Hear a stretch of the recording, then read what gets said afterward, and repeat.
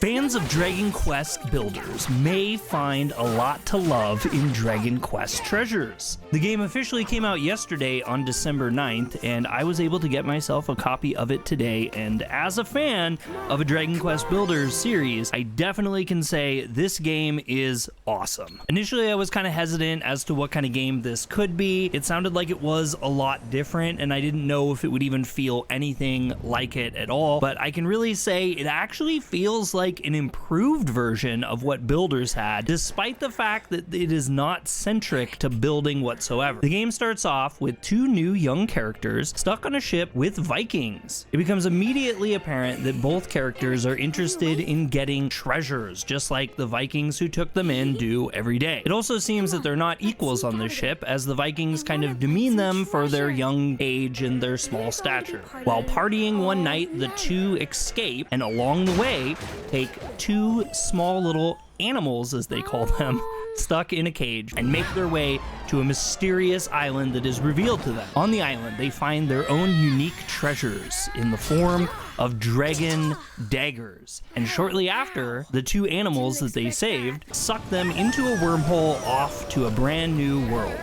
The game has a brief introductory sequence while you play as the female lead, who is looking for the male lead, and meets a variety of very interesting cast members along the way, and you begin to learn the first steps about what this world entails. Before long, you're fighting, and you're searching for treasure, and continuing to meet more characters and see how wild this world really is. Similar to Dragon Quest Builders, the main characters have a task where they are to build a base, and in order to do so, they have to complete major objectives. These tasks will form the building blocks of what you will use later in the game as you continue through and get into the main gameplay loop, finding treasure, building your characters, and raising your party. Now, speaking of party members, one thing that this game has that I wasn't even aware of at all, that I think is really, really cool, is the ability to get monsters that you fight on the field into your party. This is very easy to do, as you mostly just have to defeat the enemies in the world and then check back in your base to see if they've decided that they wanted to join your party. There is something that you can do that you learn very quickly in the game to improve your odds of this, and this is by using a slingshot mechanic, which is a very big part of this game, and use a variety of different seeds that you can use for various combat abilities, as well as being able to increase the odds of convincing the monsters to join your party.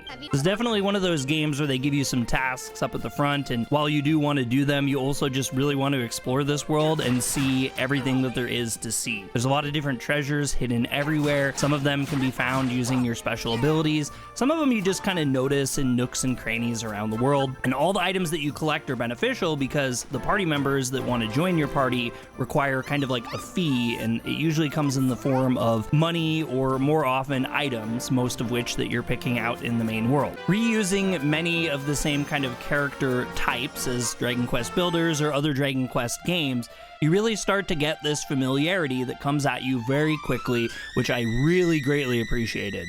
The music, the sound effects, the UI, everything kind of lends to this comfort level if you've played the Dragon Quest Builder games before. As far as the combat goes, it's really not too difficult, at least to start out with. You don't have a lot of special skills or anything. It's mostly just button mashing, but you can also kind of maneuver around your own characters in your party that all attack in real time on the world map. And you can use the seeds, as I mentioned before, also for healing, where you shoot them at characters in your party and you can give them more health or additional armor bonuses.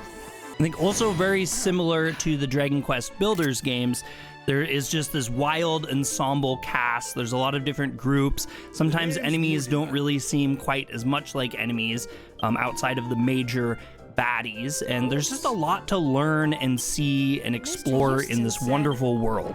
Dragon Quest Builders was kind of an interesting game because really I think a lot of the fan base is actually not even core Dragon Quest fans, myself included really, and so I thought it was important to bring up the topic of if this game would be interesting to someone who wasn't a hardcore Dragon Quest fan, and I can really easily say yes, it absolutely is a lot of fun, and you will find a lot of enjoyment in it, even if you don't completely understand everything about the mainline Dragon Quest series. The only downside that I can really see to the game is the performance and the graphics are very typical of what you find on a lot of Switch games these days.